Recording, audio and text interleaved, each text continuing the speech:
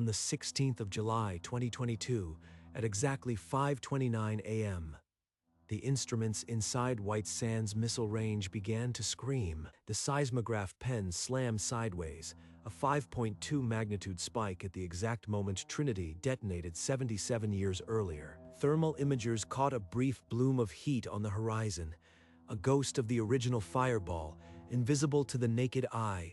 Radiation monitors flickered into the red for 0.04 of a second, a transient gamma burst that should not exist. The optical camera pointed at the Trinity site recorded a sub-second white flare, visible only to the lens, not to any human watching. The data streamed directly to a classified server. Within seconds, the local logs were scrubbed from public telemetry. None of this is calibration drift. It never has been. They ordered me to log it as drift, but I saw the readings. He recorded the official explanation: calibration error. Then he sat in the humming silence, complicit. The clock ticked past 5:30. The desert outside remained dark and still, but the pulse had happened. It always happened. 6 months earlier, into his 9th year at White Sands, Patrick Mercer was handed a single sheet of paper. It listed 5 rules. The first: do not calibrate instruments within line of sight of the Trinity obelisk on the 16th of July. Rule 2: never photograph the dunes under a full moonrise. The photos will capture impossible shadows. Rule 3: if a test is scheduled for 5:29 a.m., it will be delayed. The log must read atmospheric conditions only. Rule 4: the figures in pre-negative 1945 clothing seen on the dunes are historical. Do not approach them. Rule 5: the 16th of July atomic pulse is recorded by every instrument. Record it. Do not analyze it. Do not share it. It sounded like ghost stories, but the man who handed me the paper wasn't smiling. When Patrick asked what happened to those who broke the rules, the shift lead just stared at him. He learned not to ask again. The rules were inherited, passed down like a dark secret among the people who kept the range running. By the end of his first week, he understood that the rules weren't superstition. They were survival. In the weeks following the 2022 pulse, Patrick started asking questions. Carefully, at first, just observations to anyone who'd listen. No one answered. The more he asked, the tighter the silence became. It felt like the walls themselves were closing in. One night, a veteran tech with 20 years on the range pulled him aside. His voice was hoarse, his eyes hollow. The veteran warned him, "Keep digging into the anomaly, and you won't just lose your clearance. You'll be transferred somewhere so remote your name disappears." A transfer threat over a sensor glitch? That isn't normal. They're afraid of something real. After that, his coworkers avoided him. Conversations stopped when he entered the room. He became a shadow at his own station. He checked the delay logs from previous years. The 16th July, the same note: atmospheric conditions, always between 11 and 17 minutes. We're not even trying to hide it well.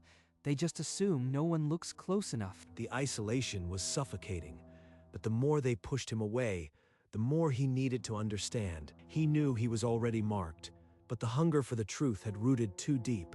He couldn't stop now. Under the next full moon, Patrick Mercer walked out onto the gypsum dunes with a camera, testing Rule 2 himself. He framed the perfect shot: the dunes, the moon, the silence, but the air felt heavier than night alone could explain. Back in his quarters, he loaded the images onto his tablet. At first glance, the photos were ordinary, beautiful, even. Then he zoomed in.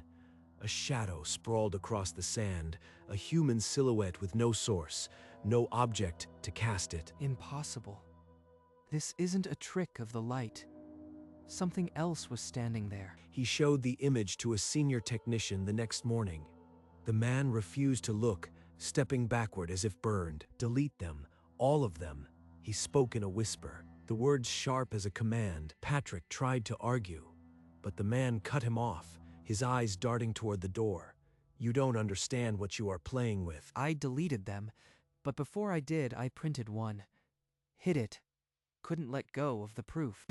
The photo was the first real proof that the darkness at White Sands wasn't just atmospheric, it was alive and hungry. 3 weeks after the photo incident, Patrick saw the first figure during a night patrol near the Trinity fence. A man in soiled overalls and a flat cap, walking slowly along a dune ridge about 100 yards out. Rule 4.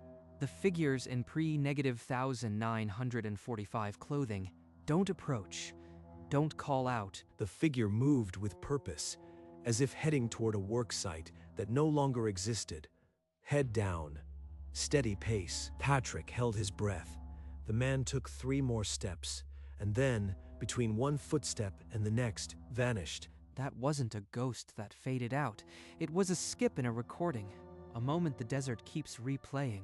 He stood alone in the cold sand, the Geiger counter in his hand, reading a slight, meaningless tick. That was a person who died. Not here, before here, and he's still walking to work. He didn't report it. Report what? That he saw a dead man walking. He already knew what they'd say. The range wasn't just haunted. It was saturated, every grain of sand holding on to that morning in 1945 like a scar that wouldn't heal. 2 weeks later, a routine test was scheduled for 5:29 a.m. Patrick arrived at the control room while the desert was still black. At 5:28, every system was green. Then the clock held at 5:29, frozen. A voice crackled over the speaker. Hold count. Atmospheric delay. Log it. No reason given. Patrick opened the log and wrote the words he'd seen 100 times. Test delayed. Atmospheric conditions. 13 minutes, always between 11 and 17. The number was never random. The missile launched at 5:42, blazing into the dark sky. The delay had lasted precisely 13 minutes. When the test was over, the other techs filed out. Patrick sat at his station, staring at the logbook. I lied in an official log. I am part of the machinery now, just like them. They don't want a missile firing at the exact instant of the detonation. What would happen if it did? Nobody would answer, but Patrick had started to suspect that firing at 5:29 might strike the same wound in the sky that had been bleeding for 77 years. That night, Patrick stayed late. While the range slept, he pulled up the digitized archives, seismic records stretching back to 1947. The files were buried behind layers of routine maintenance logs, but he found them decades of hidden data. The first entry was from 1947. The seismograph had torn across the paper. The margin note was stark. Film exposed at 1 mile. Film fogged at a mile. That's not a sensor glitch. That's a detonation. Year after year, the same spike. The amplitude slowly dropped, but the timing never varied. 5 hours, 29 minutes, and 21 seconds. Every the 16th of July. The pattern was too precise to be natural, too consistent to be error. Someone had been hiding this for decades. A faded internal memo read, "Recommend all anomalous the 16th of July data be classified and routed to Project Whisper." Project Whisper. They've known since 1947, and they never told anyone. It's fading. Whatever it is, it's getting weaker, but they never stopped watching it. He now held 75 years of hidden data, and the only thing he was certain of was that the truth was far worse than anything he'd imagined. The next morning, Patrick found a handwritten note taped to his workstation. Report to Chief Brandt, 0900. Brandt's office was Spartan, a metal desk, a flag, a single window facing the dunes.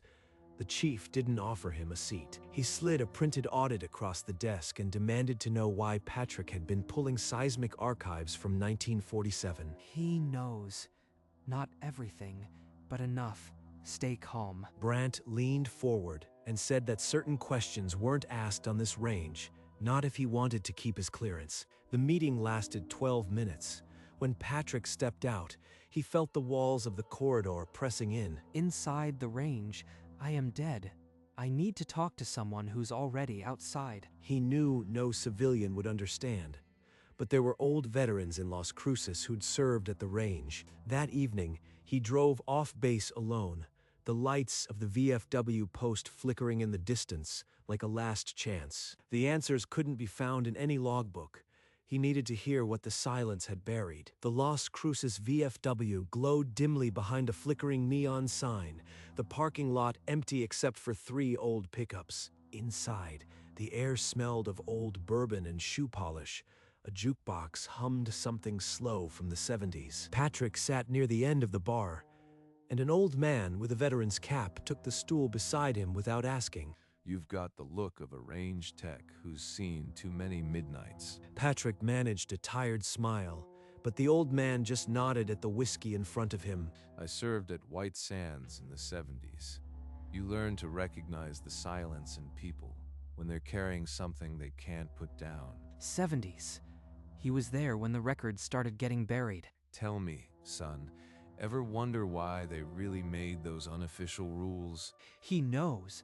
After all these months, I found someone who actually knows. Patrick turned on his stool and for the first time in months answered a question truthfully. Then you've seen the 16th of July pulse. The one they call calibration drift. Patrick didn't need to ask which pulse. He nodded once, and the old man's expression turned grave. The Army has a theory. They've had it since the 50s. They just never told the men who worked the range. The memo inside read, energetic event left permanent deformation in local space-time continuum. Annual replay observed. The bomb tore a hole. The 16th of July, that hole rings. We've been hearing it for 77 years. Space-time echo. That's not a ghost. It's physics. A scar in the universe itself. In 47, the pulse fogged film a mile away. Now it's barely a whisper. By 2103, it'll be silent. He's describing the exact data I pulled. The same spike, same decay. It's all real. James stared into his glass, his voice dropping to a murmur. The bar felt colder. That's why the rules exist. That's why they'll fire you for asking the wrong questions. By the Army's calculation, the echo will be undetectable by 2103. 158 years of quiet decay. We've been measuring a fading scream, and one day it'll finally be silent. James leaned closer, his voice barely above a whisper. If Trinity left an echo, what about Hiroshima? What about Nagasaki? 100,000 souls in a flash. James didn't answer his own question. He just stared into the whiskey glass as if the answer might be at the bottom. Echoes don't just replay. They remember. They record. The bar seemed to shrink around them, the jukebox cutting to silence. That's the question no one asks, and the Army sure as hell won't. If every bomb leaves a scar, then the sky is full of wounds we can't see. Patrick didn't drink the rest of his whiskey. He just sat there, the question burning a new hole inside him. He drove back to the range in silence, the desert sprawling black and indifferent under a sliver of moon. For 3 nights he barely slept. The data he had compiled looked different now, not errors, but recordings. Every spike is a replay. The bomb doesn't just echo in the sand, it echoes in time itself. He opened a new notebook. On the first page he wrote, "The echo is fading. One day it will be silent." When the 16th of July comes again, I won't calibrate.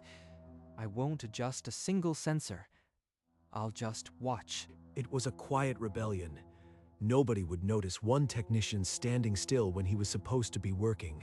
They hid the truth because it's bigger than the bomb. It means every act of violence leaves a wound in the fabric of things. He imagined a sky full of silent screams. Every battlefield, every city, every life erased in a flash. He closed the notebook and placed it under his mattress. The decision was made. From now on, he would carry the secret like a stone in his chest. Heavy, cold, and impossible to put down. The days slipped toward the anniversary. Patrick swapped shifts with a junior tech, ensuring he was alone in the control room on the 16th of July. When the other tech asked why, Patrick only said he wanted to run diagnostics. The lie came easy now. He had practiced it. Diagnostics. That's what they call it. I am diagnosing the truth. At 5:15 a.m., the range was silent. He sat alone in the hum of the instruments, The obelisk, a dark needle on the horizon monitor. No calibrations today, no adjustments. He just let the sensors listen. The seismograph is already trembling. It knows what's coming. 5:28. 1 minute to the moment the world first tore open. He didn't move, didn't breathe.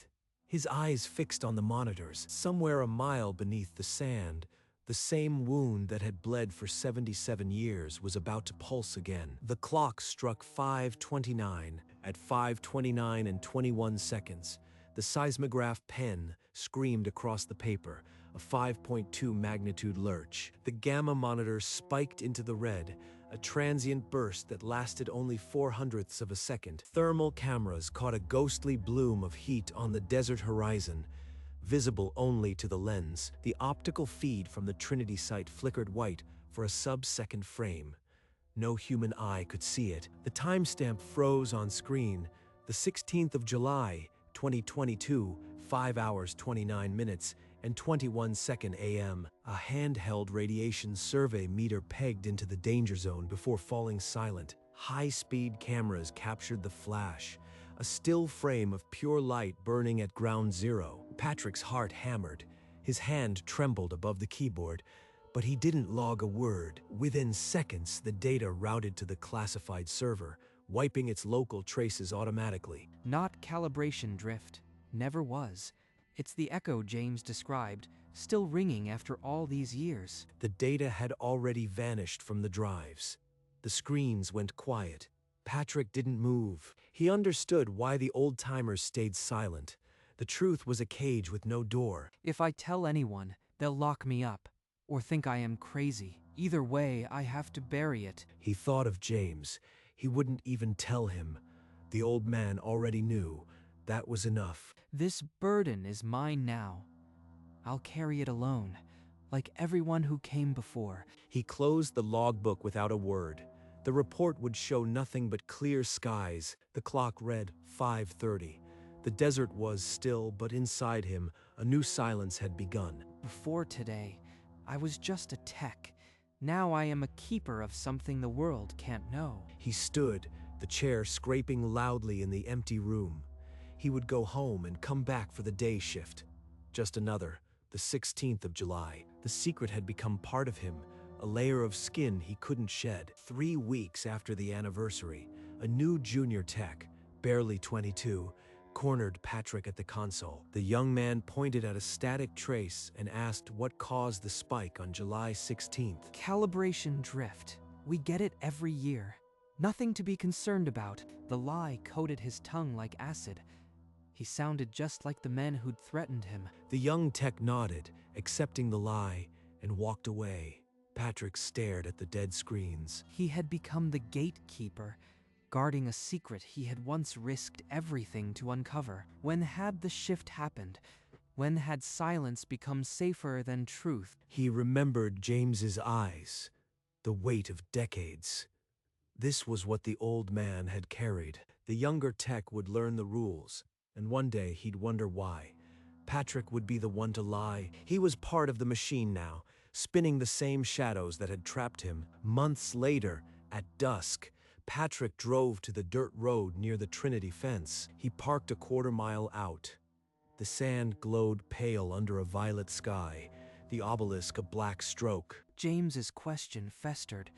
Do the dead of Hiroshima echo, too? He imagined the fireball as a stone dropped in time's pond, ripples still spreading outward. Violence records itself, leaves scars that fade but never truly vanish. Not just nuclear, every bombing, every killing field, a silent cry in the fabric of things. Maybe the universe is just a quiet hallway of fading detonations. He didn't speak it. The thought was for carrying, not sharing. This is my faith now. Every wound reverberates. I am a witness. He stood until stars freckled the dark, then drove back to the range. The echo would come again. He'd be listening. The echo is real. It has been real since the 16th of July, 1945. The Trinity detonation was so energetic that it left a permanent deformation in space-time. The 16th of July at 5:29 a.m., the wound reopens. The pulse is fading, imperceptibly each year. The Army calculates it will be undetectable by 2103. For now, the bomb continues to go off, very quietly, in a way only the range's instruments can hear. And beyond Trinity, the question James left unanswered haunts the silence. Do the dead of Hiroshima and Nagasaki echo too? Are all battlefields surrounded by ghostly shockwaves, every act of violence leaving a permanent scar on the universe? Patrick does not have an answer, but the thought has become his companion, a weight he carries alone. Maybe the universe is simply a long, quiet hallway of fading detonations. He listens every the 16th of July now. The sensors are his ears into the past, and he will not turn away. One day, the echo will stop. Until then, he is its silent witness, guarding a secret the world cannot hear. One evening, a news alert lit up his tablet. Airstrikes, civilian casualties, a half-forgotten conflict half a world away. He flinched, not at the words, at the sudden weight in his chest, the image of a new flash he'd never see. To anyone else, it was a distant headline. To Patrick, it was another wound in space-time, another fading scream. There it is, a new detonation, a new echo to fade by 2245. I am counting them now. He had never been to war, but now he felt every one as if it were happening inside his own body. The knowledge was permanent.